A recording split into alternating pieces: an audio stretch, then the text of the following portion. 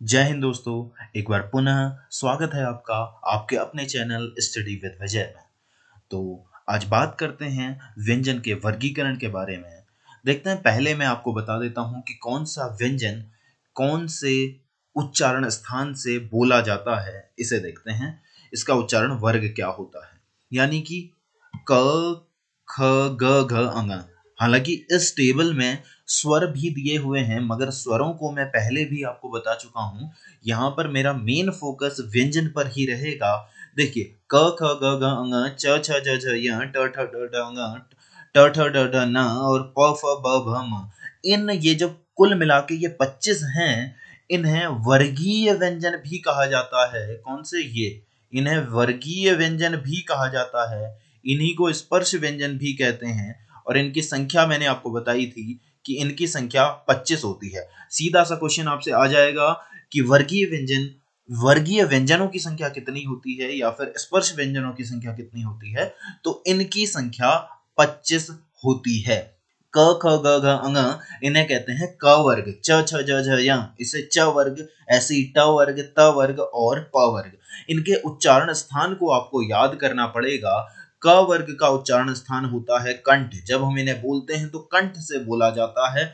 इसी तरीके से च छ ज झ य, ये बोले जाते हैं तालु से। तालु कौन सा स्थान होता है, समझाता हूं आपको बड़ी आसानी से। आपको समझ में आ जाएगा कि तालु क्या होता है। देखिए, पढ़ाई को ऐसे पढ़िए कि इंटरेस्ट आ जाए, आपको मजा आ जाए पढ़ने में, तभी चीजें समझ में आती हैं, वरना कभी नहीं। अब देखो, तालु क्या होता है। जब आप गाजर खाते हैं कभी, तो जब गाजर खाते हैं तो कई बार गाजर से वो काटने से वो जो हिस्सा टूटता है गाजर का, वो हमारे जीभ के ऊपर वाले हिस्से में, दांतों के जस्ट पीछे जो जबड़ा होता है वहां पर लगता है। वही स्थान होता है तालु। तो आप जब बोल के देखिए च छ ज झ य, तो आपकी जीभ तालु पर टकराती है। यानी कि जो मैं कहना चाह रहा हूं, जहां पर वो गाजर टूट के जहां पर लगता है ना, जब, अब ये नहीं है कि हमेशा टूटेगा, जब वो टूट के लगता है जहां पर, वही होता है स्थान तालु। और उसी के थोड़ा पीछे चले जाएंगे तो उसे कहते हैं मूर्धा। ये बहुत सारी किताबों में तालु और मूर्धा का उच्चारण स्थान गलत दिया रहता है। तालु वही स्थान है जो हमारी जीभ के जस्ट ऊपर वाला हिस्सा, जहां पर आप गाजर से लग रही ना, बिल्कुल वही। बहुत आसान भाषा में आपको समझाना चाह रहा हूं, उसी को कहते हैं तालु। और मूर्धा, ट ठ ड ढ अंग, ये मूर्धा से बोले जाते हैं। इसी तरीके से त थ द ध न, ये त वर्ग बोला जाता है दंत से। और प फ ब भ म ओष्ठ से। यानी कि जब हम प फ ब भ म बोलते हैं तो हमारे होंठ, होंठों से ही इनका उच्चारण होता है। हमारी जीभ होंठों के पास आकर टकराती है, जैसे आप बोलेंगे प फ ब, और हमारे होंठ दोनों आपस में मिलते हैं। हमारे होंठ मिलते हैं, वहां से फिर इस तरीके से प फ ब भ म बोले जाते हैं। और इनका उच्चारण स्थान तो मैं आपको अंतस्थ व्यंजन के साथ में ही बता चुका हूं, और ये भी मैंने आपको बता दिए थे। यहां से इस टेबल से आप एक बार पुनः इन्हें देख सकते हो और अच्छे से आपको समझ में आ जाएगा। नासिक के वर्ण किसे कहते हैं? ये जो पंचमाक्षर है ना, इन्हें पंचमाक्षर भी कहा जाता है। अंग, य, ण, न और म, इन्हें पंचमाक्षर भी कहते हैं। तो ये सभी नासिक के वर्ण होते हैं। इनका उच्चारण हम नाक से करते हैं। न, ण, म, अंग। जब आप बोलेंगे, कई बार आपने देखा होगा कि जब आपकी नाक बंद होती है तो आप इनका उच्चारण बहुत अच्छे से नहीं कर पाते हो। यही कारण है, क्योंकि ये नासिक के वर्ण हैं। यही कारण है कि आप इनका उच्चारण बहुत आसानी से तब नहीं कर पाते हो। ऐसे ही ये है कंठ तालु, और ये सब मैंने समझा दिए। तो ये स्वरों में ही मैं आपको पहले ही समझा चुका हूं। बस ये समझाना यहां से बाकी था, जो कि क वर्ग, च वर्ग, ट वर्ग, त वर्ग और प वर्ग का उच्चारण स्थान। देखिए, कई बार आपको ये लग सकता है कि ये तो बड़ा कठिन सा हो रहा है। चलो जाते जाते आपको, मतलब जाते जाते मतलब ये वाले टॉपिक से हम दूसरी पीडीएफ खोल के वहां पर फिर मैं आपको समझाऊंगा। तो इसको समझाने के लिए एक देखो, ये कंठ, इसके लिए सबसे अच्छा तरीका है कि आप इसको ऐसे याद कर लो, KTMDO। यानी कि क वर्ग बोला जाएगा कंठ से, टी यानी कि च वर्ग तालु से, KTM यानी कि मूर्धा से, दंत यानी कि डी, और ओ यानी कि ओष्ठ। इस तरीके से आप इसे याद कर सकते हो। क वर्ग के से, KTMDO, इस तरीके से आप इसे याद कर सकते हो। चलो, अब मैं आपको पीडीएफ से ये समझाता हूं देखते हैं। देखो, वर्णमाला पर हम थे। वर्णमाला यानी कि आज हमने व्यंजनों का वर्गीकरण देखना है। व्यंजन का वर्गीकरण हम देखेंगे कि किस किस तरीके से हम व्यंजनों को वर्गीकृत करेंगे। देखो, इससे पहले मैं आपको बता चुका हूं कि व्यंजन 5 तरीके के होते हैं। कौन कौन से होते हैं? स्पर्श व्यंजन होते हैं, अंतस्थ व्यंजन होते हैं, संयुक्त व्यंजन होते हैं, और कौन कौन से होते हैं? द्विगुण व्यंजन होते हैं और ऊष्म व्यंजन होते हैं। ये सब मैं आपको बता चुका हूं। द्विगुण व्यंजन कौन से होते हैं? द्विगुण व्यंजन होते हैं जब ड में बिंदी लगी होती है, तो वो होता है द्विगुण व्यंजन। और ऐसे ही आप दोनों के दोनों द्विगुण व्यंजन ट वर्ग में ही होते हैं। एक तो ड के नीचे जब बिंदी लगी होती है, एक वो होता है द्विगुण व्यंजन, और ऐसे ही ढ के नीचे जब बिंदी लगी होती है तो वो होता है द्विगुण व्यंजन। इसके अलावा बाकी सभी इसके अलावा बाकी सभी के बारे में मैं आपको भली भांति बता चुका हूं। तो ये द्विगुण व्यंजन होते हैं, जो कि बताना शेष था, ये मैंने आपको बता दिया है। चलिए ठीक है, आगे बढ़ते हैं। घोषत्व के आधार पर व्यंजनों के भेद कौन कौन से होते हैं, इसे हम देखते हैं। देखो, ठीक है। घोषत्व के आधार पर क्या होता है? ये घोषत्व, पहले इस चीज को समझना जरूरी है। घोषत्व यानी कि स्वर तंत्र में ध्वनि का कंपन, स्वर तंत्र में कंपन जब होता है, या फिर ध्वनि जब हम कोई भी चीज बोलते हैं तो उसमें अगर कंपन हो रहा है तो उसको कहते हैं घोष। घोष, ठीक है। तो वही होता है घोष। तो क्या होता है ये स्वर तंत्र? जब आप गले को, अपना जो गला होता है उसको हल्के हाथ से पकड़ेंगे, फिर आप बोल के देखेंगे क, ख, ग, घ, अंग, तब आपको पता लगेगा कि किस किस वर्ण को बोलने में, किस किस व्यंजन के उच्चारण में आपके स्वर तंत्र में कंपन हो रहा है और किस में नहीं। जब आप ये कोशिश करके देखेंगे तो आपको पता लगेगा कि क और ख के उच्चारण में आपको कंपन महसूस नहीं होगा, या फिर ऐसा हो सकता है कि आपको कंपन बिल्कुल ना के बराबर महसूस हो रहा हो, हल्का बहुत कंपन आपको लगे।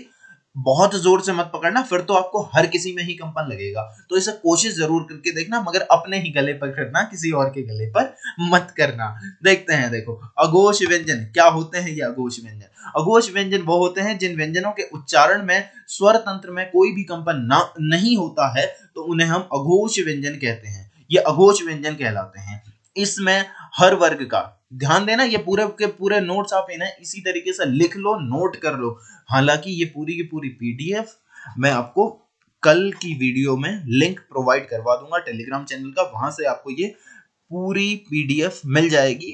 पूरे मेरे द्वारा खुद बने हुए नोट्स आपको पूरे पूरे मिल जाएंगे हिंदी व्याकरण के लिए। तो आप इस बात के लिए अब आश्वस्त हो जाइए कि आपकी हिंदी की तैयारी अब मैं पूरी की पूरी करवा दूंगा। हिंदी शुरुआत से लेकर अंत तक आपका पूरा सिलेबस हिंदी का अब मेरी जिम्मेदारी है।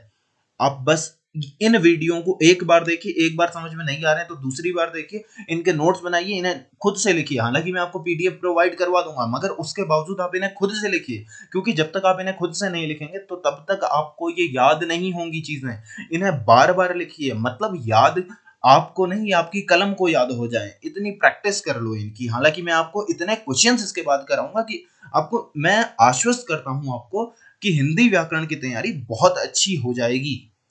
देखते हैं, देखिए, इसमें हर वर्ग का पहला, दूसरा व्यंजन और श, श और स शामिल होता है। किसमें? अघोष व्यंजन, यानी कि इसमें घोष नहीं होता। देखो, एक तो आप इन्हें कोशिश करके देख सकते हो कि कंपन महसूस हो रहा है कि नहीं, और अगर कंपन महसूस हो रहा है तब तो इससे अच्छा कुछ हो ही, अगर मतलब आपको दोनों में, जब सघोष में आपको कंपन महसूस हो रहा है और अघोष में आपको कंपन महसूस नहीं हो रहा है, तब तो इससे अच्छी बात कुछ हो ही नहीं सकती है। मगर अगर आपको लगे कि कंपन तो मेरा दोनों में ही बिल्कुल समान सा आ रहा है, या फिर दोनों में ही कंपन नहीं है, तो कोई बात नहीं, फिर उस केस में आपको ये चीजें याद करनी पड़ेंगी। और याद करने के लिए ये नहीं कि बहुत कठिन सी चीज है, बहुत आसान तरीका बता रहा हूं आपको याद करने के लिए। सिंपल ऐसे याद कर लो बस। अघोष कैसे याद करने हैं? 12 श श श, यानी कि 12 और सारे के सारे श, ये होते हैं अघोष में। और इसके अलावा जितने बच गए वो किस में आएंगे? सघोष में। सीधी सी बात है, यहाँ पर कोई बिल्कुल कठिन बात तो है ही नहीं। सघोष व्यंजन कौन से होते हैं? जिन व्यंजनों के उच्चारण में स्वर तंत्र में कंपन उत्पन्न होता है, बस उन्हीं को हम सघोष वर्ण या फिर सघोष व्यंजन कहते हैं। ये कौन कौन से होते हैं? देखो इसमें, अब देखो मैंने कहा कि अभी इससे पहले जो मैंने आपको एक फोटो से मैंने आपको समझाया था कि उच्चारण स्थान कौन कौन सा होता है वर्गीय व्यंजनों का, तो उसमें हर वर्ग में जैसे कि क ख ग घ अंग, क वर्ग में ऐसे 5 वर्ण थे, तो इन्हीं को कहते हैं पहला, दूसरा, तीसरा, चौथा और पांचवा वर्ण उस वर्ग का, यानी कि पहला वर्ण, दूसरा वर्ण। तो पहला और दूसरा किसी भी उन वर्गीय व्यंजनों में पहला वर्ण और दूसरा वर्ण तो आ जाएगा अघोष में, और इसके अलावा जितने बचे, यानी कि कौन कौन से बचे अब? तीसरा, चौथा, पांचवा, क्योंकि मैंने आपको बताया कि हर वर्ग में जो वो 5 वर्गीय व्यंजन होते हैं उनमें 5 वर्ण होते हैं सभी में, तभी तो 5 बचे 25 होगा ना, कि स्पर्श व्यंजन 25 होते हैं। तो तीसरा, चौथा और पांचवा व्यंजन सघोष व्यंजन के अंतर्गत आते हैं। इसी तरीके से जो अंतस्थ व्यंजन है, कौन से अंतस्थ व्यंजन? जल्दी से बोलिए, अंतस्थ व्यंजन कौन से हैं? हालांकि आपकी आवाज मेरे तक नहीं पहुंच रही है, मगर आप इन्हें बार बार रिपीट करिए। अंतस्थ व्यंजन मैं कह रहा हूं तो आपके दिमाग में अंतस्थ व्यंजन तुरंत आ जाना चाहिए कि अंतस्थ व्यंजन य र ल व होते हैं। तो अब देखो, अंतस्थ व्यंजन के बाद मैंने आपको बताया था ऊष्म व्यंजन। कौन कौन से बताए थे? श, श, स और ह। तो 3 श तो यहाँ है, एक ह बचा है, तो ह कहाँ होगा? सीधी सी बात है कि ह होगा सघोष में। तो ये सब होते हैं सघोष। सघोष के लिए एक दो पॉइंट आपको और याद कर लेने चाहिए कि सारे के सारे स्वर सघोष वर्ण होते हैं। जितने भी स्वर होते हैं सभी सघोष होते हैं, याद कर लीजिएगा इस बात को। अब देखो, याद करने के लिए वैसे मैंने तरीका यहाँ पे बताया है आपको यहाँ भी कि सघोष कौन कौन से ये होते हैं। इसके लिए 345 स्वर अंतस्थ और ह ये सब होते हैं सघोष वर्ण। हालांकि मैंने यहाँ पे लिख दिया है, आपको जो आसान लगे। अघोष आपको आसान लगे तो आप अघोष को याद करने के लिए तरीका ये याद कर लो, या फिर आप सघोष याद कर लो, मगर दोनों को याद करने की तो आवश्यकता है ही नहीं ना। आप एक को याद कर लो तो दूसरे बचे हुए क्या होंगे? वो सीधी सी बात है, अगर आप अघोष याद करें तो बचे हुए सघोष होंगे, और सघोष याद कर लिया तो बचे हुए अघोष होंगे। यहां से कोई कंफ्यूजन की बात है नहीं। आगे बढ़ते हैं। देखो प्राण तत्व के आधार पर भी हम व्यंजनों का भेद करते हैं, इनका वर्गीकरण करते हैं। समझना है, सबसे पहले समझेंगे कि ये होता क्या है आखिर प्राण तत्व। ऐसा ही नहीं कि कुछ भी आपको बताते जाऊंगा और आप मानते जाओगे कि, और आप देखते जाओगे कि, ऐसा नहीं। सब कुछ आपको भली भांति समझाऊंगा। प्राण तत्व क्या होता है? प्राण तत्व का मतलब है कि हवा, सांस लेते वक्त कितनी हवा का प्रवाह हो रहा है। ज्यादा हवा लग रही है उसके बोलने में, उसके उच्चारण में ज्यादा हवा लग रही है, या फिर कम हवा लग रही है, इसके लिए कहा है प्राण। प्राण यानी कि हवा के बिना क्या हम जीवित रह सकते हैं? तो सीधी सी बात है कि हम हवा के बिना जीवित नहीं रह सकते। इसीलिए हवा के उपयोग के कारण हम इन्हें प्राण तत्व के आधार पर इसका वर्गीकरण इसे कहते हैं। तो इसको हम दो भागों में फिर से वर्गीकृत करते हैं। एक होता है अल्प प्राण व्यंजन और दूसरे होते हैं महाप्राण व्यंजन। अब आपको शब्द से समझ में आ रहा होगा कि अल्प प्राण, प्राण मतलब मैंने बताया था वायु यानी कि हवा। तो अल्प प्राण व्यंजन वो व्यंजन होते हैं जिनके उच्चारण में कम हवा लगती है। अल्प यानी कि कम। तो ऐसे व्यंजन जिनके उच्चारण में कम हवा का संचार होता है, कम हवा प्रवाहित होती है, कम हवा का उपयोग होता है, उसे कहते हैं अल्प प्राण व्यंजन। देखो बस ये मैंने आपको सामान्य शब्दों में बता दिया है। बस यहाँ परिभाषा में भी यही लिखा है कि जिन व्यंजनों के उच्चारण में मुख से कम हवा निकले उन्हें अल्प प्राण व्यंजन कहते हैं। इसे बिल्कुल ऐसे ही याद कर लो। इसको मतलब इसको शब्द से याद करने की तो वैसे आवश्यकता नहीं है, मगर इसको आपने समझ लेना है। और समझ आप कहां से लोगे? केवल शब्द से ही समझ में आ जा रहा है। ये तो अल्प प्राण, अल्प यानी कि कम हवा का संचार हो रहा है, तो बस अल्प प्राण व्यंजन है।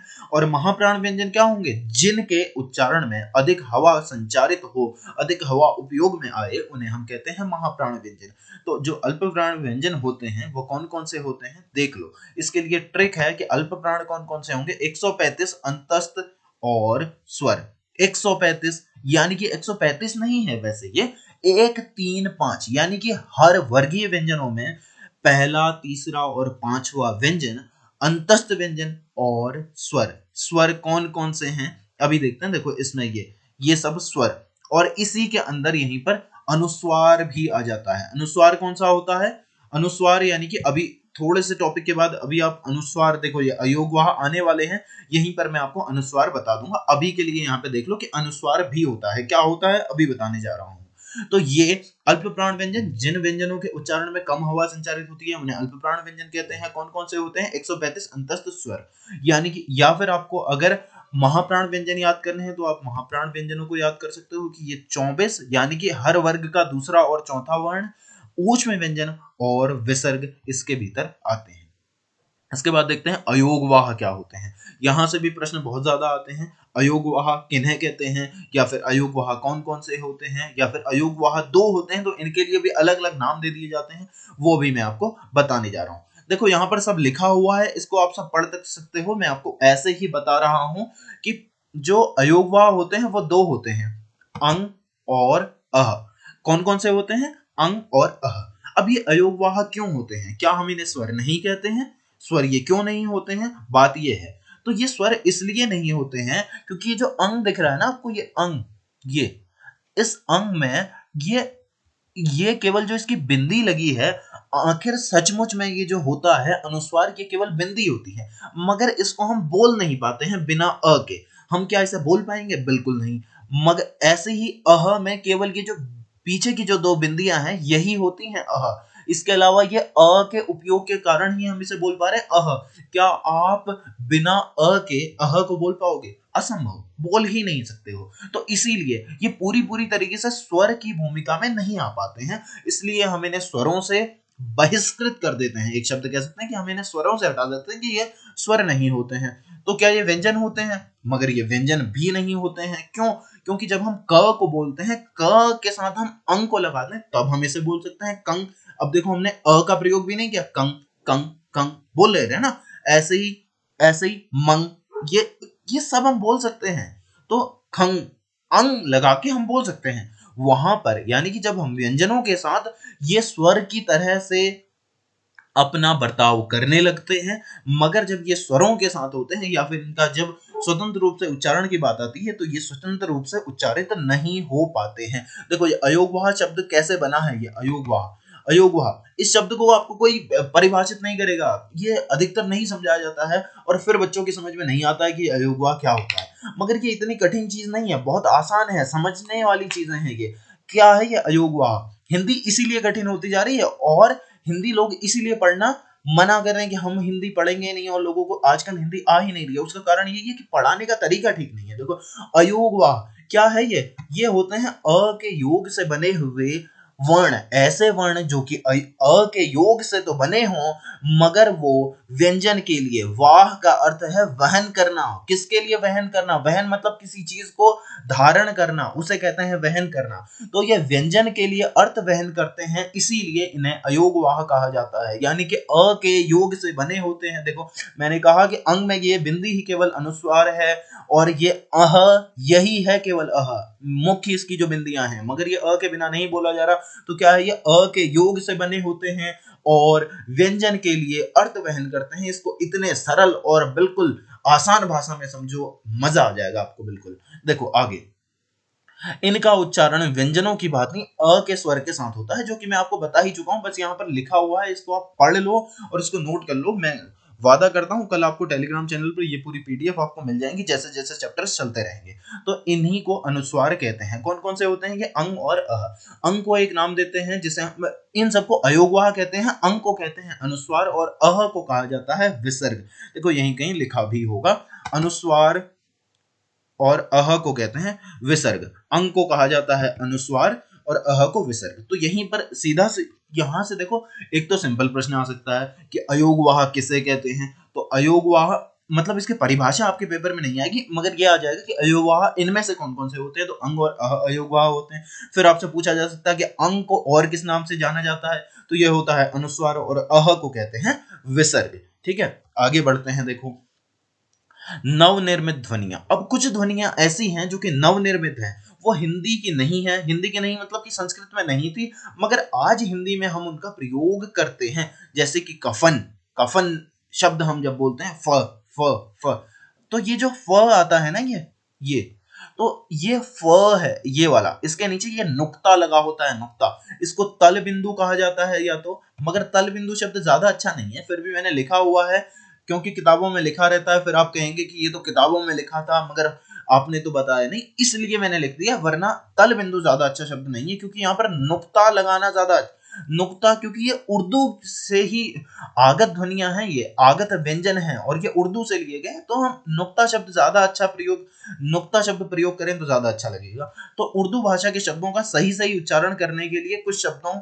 में नुक्ता लगाया गया है, जैसे कि क के नीचे लगता है, ख के नीचे, ग के नीचे, ज के नीचे, और ये फ, मतलब ज के नीचे लग के ज बन जाता है, फ के नीचे फ, ग, ख और क, ये सब होते हैं आगत व्यंजन। जहां भी आपको ये दिख जाए नुक्ता लगे हुए, ये हिंदी भाषा के व्यंजन नहीं होते हैं, ये हिंदी भाषा की ध्वनियां नहीं होती हैं। कौन कौन सी? क, ख, ग, घ, क, ख, ग, ज और फ, ये 5, ठीक है। इनके नीचे नुक्ता लगा होता है, इसी को तलबिंदु भी कहते हैं, तलबिंदु शब्द भी याद कर लीजिएगा वैसे, मगर फिर भी कह रहा हूं कि इसके लिए नुक्ता शब्द प्रयोग करना ज्यादा अच्छा है। इन सबको कहते हैं आगत व्यंजन। जैसे कि किस किस में प्रयोग होते हैं, ये देखो, जिंदगी, जिंदगी में हम इसे प्रयोग कर सकते हैं। किस्मत, गजल, गजल कहते हैं, गजल नहीं कहते हम कभी भी, क्या कहते हैं? गजल। ख्वाब, जरा, जरा, जरा सा खीर देना, ये वाला, ठीक है, जिसे आप पिताजी से कहते होंगे कि जरा सा, आप जब धन मांगते होंगे कि जरा सा धन दे दो, ऐसे तो आप कहते नहीं होंगे वैसे, मगर आप रुपये के लिए आप थोड़े रुपए दे दो, कुछ ऐसा ही कहते हो कि जरा शब्द थोड़ा सा इस परिस्थिति के लिए कठिन हो रहा है। मगर ये जरा शब्द वैसे दो तरीके से प्रयोग किया जाता है, एक इसमें नुक्ता लगा के और एक बिना नुक्ते के। अब आप मुझे कमेंट बॉक्स में बता दो चलो कि एक तो नुक्ते के साथ जब जरा शब्द कहते हैं तो इसका क्या अर्थ होता है, और एक जरा होता है, ज, जिसमें कि नुक्ता नहीं होता है, वह हिंदी का शब्द है जरा, तो उसका अर्थ क्या होता है और इसका अर्थ क्या होता है, दोनों के अलग अलग अर्थ होते हैं। मुझे कमेंट बॉक्स में बता दो कि ये क्या क्या होते हैं। इसके बाद देखते हैं, देखो, अंग्रेजी ध्वनि, कुछ कुछ होती हैं जो अंग्रेजी ध्वनियां होती हैं, ये कौन कौन सी होती हैं इनके बारे में चर्चा करते हैं। अंग्रेजी ध्वनि, जैसे कि डॉक्टर हम बोलते हैं, डॉक्टर बोलने के लिए अगर आप इसे लिखना चाहो तो हम इसे लिख ही नहीं पाएंगे, डॉक्टर। अब डॉक्टर लिखने के लिए हमें अपने, मतलब लिखने को अभी तो आप इसे लिख सकते हो क्योंकि आपको पता है कि इसे कैसे लिखते हैं, मगर इसके बगैर जब पहले हम इसे लिखना चाह रहे थे अपने हिंदी वर्णमाला में, जो हमारे पास वर्ण है हम उससे लिखना चाह रहे थे, तो हम इसे नहीं लिख सकते हैं किसी भी तरीके से। ओ लगाओगे तो डॉक्टर बन जाएगा ये, तो मतलब ये किसी तरीके से ड के आ की मात्रा ही ना लगाओ, ये डॉक्टर समझा रहा हूं आपको, अगर इसमें आ की मात्रा ही ना लगाओ तो ये डॉक्टर बन जाएगा, मतलब किसी तरीके से नहीं हो सकता। इसीलिए आज भी आपने देखा होगा कि यूपी बिहार वाले बहुत सारे लोग अभी भी इसको डॉक्टर बोलते हैं, डॉक्टर, मगर ये डॉक्टर नहीं लिखा है ना, ये डॉक्टर लिखा है। डॉक्टर बोलने के लिए ही तो हमने यहाँ पर चंद, ये अर्ध चांद लगाया है, इसे कहते हैं अर्ध चांद। ये है आगत स्वर, जो डॉक्टर, कॉलेज, कॉफी, इस तरीके के जो भी शब्द हैं उनका सही सही उच्चारण करने के लिए हमने अर्ध चांद को लिखना शुरू किया। अर्धचांद के प्रयोग से ही हम इनका सही सही उच्चारण कर सकते हैं। तो अंग्रेजी भाषा के कुछ शब्दों का सही सही उच्चारण देने के लिए देवनागरी में लिखते समय आ के ऊपर ये जो अर्धचांद है इसका हम प्रयोग करते हैं, ये स्वर है, तो इसको आगत स्वर भी कहा जा सकता है, आगत ध्वनि भी कह सकते हैं। या फिर आपसे प्रश्न आ सकता है कि अंग्रेजी भाषा से कौन सी ध्वनि आगत हुई है या फिर ली गई है। इस तरीके से अलग अलग शब्दों का प्रयोग करके ये माया जाल जैसा बना दिया जाता है आपके लिए, मगर ऐसा है कुछ नहीं। अगर आप सारी क्लासेस कर लेंगे ना मेरी, उसके बाद आपको हिंदी बहुत आसान लगने लगेगी, ये वादा है मेरा। देखो, ये होता है अर्धचांद, जिसे आगत स्वर कहते हैं। इन्हें क्या कहा जाता है? आगत स्वर। कॉलेज, कॉफी, डॉक्टर, डॉग, इन सबको लिखने के लिए हम जिसका प्रयोग करते हैं, ये जो अर्धचांद होता है, ये होता है आगत स्वर। अभी आपने देखा होगा कि चंद्र बिंदु, चंद्र भी लगा है और उसके ऊपर बिंदु भी लगा है, तो वो होता है हिंदी का। अब उसे मैं बताऊंगा तत्सम तद्भव में वो कैसे आता है, क्या होता है, उस सब के बारे में बहुत विस्तार से चर्चा करेंगे, बहुत आसानी से आपको वो सारी चीजें भी मैं आपको समझाऊंगा। आगे देखते हैं। देखो, अंतिम बिंदु है इस चैप्टर का आज का, द्वित्व व्यंजन। क्या होता है ये द्वित्व व्यंजन? द्वित्व व्यंजन वो होता है जब किसी भी शब्द में लगातार कोई दो व्यंजन आ जाए तो उसे हम द्वित्व व्यंजन कहते हैं। जब किसी भी शब्द में एक ही व्यंजन की आवृत्ति लगातार होती है वहां द्वित्व व्यंजन होता है। जैसे कि दिल्ली, दिल्ली में आया है ना, ल के बाद फिर से ल आ गया, तो ये है दिल्ली में। इज्जत, ठीक है। तो इस तरीके के शब्दों में अट्टहास, इस तरीके के शब्दों में होता है द्वित्व व्यंजन। ठीक है, तो आज के लिए इतना ही करते हैं, कल आगे बढ़ेंगे द्वित्व व्यंजन के टॉपिक को मैं बहुत अच्छे और थोड़ा सा अच्छे से समझाने के लिए। हालांकि ये तो इतना बहुत बड़ा और मेन टॉपिक नहीं है, इससे बहुत ज्यादा प्रश्न नहीं आएंगे द्वित्व व्यंजन से खासकर, मगर ये समझना जरूरी है। एक टॉपिक आपको बताना है, पहले मैं सोच रहा था कि आपको संधि कराऊंगा इसके बाद, मगर आपके लिए एक टॉपिक अभी छूट गया जो छोटा सा है, बहुत बड़ी, इतनी बड़ी वीडियो उसकी नहीं बनेगी 25-30 मिनट की, वो 10 मिनट में पूरा हो जाएगा। कल आपके लिए वही वीडियो आएगी, संधि परसों को आएगी, तो वो होगा पल्लवन, यानी कि वर्ण विच्छेद। 10-15 मिनट की वीडियो होनी है, वो छोटी से ज्यादा बड़ी वीडियो नहीं होनी है, तो उसको भी देखिएगा और शेयर कीजिएगा। आज के लिए सब इतना ही करते हैं, और इसको शेयर करते रहिए। आप देख रहे हैं मगर इसको शेयर नहीं कर रहे हैं, ऐसा मत कीजिए। चलिए ठीक है, मिलते हैं अगले लेक्चर में। ओके।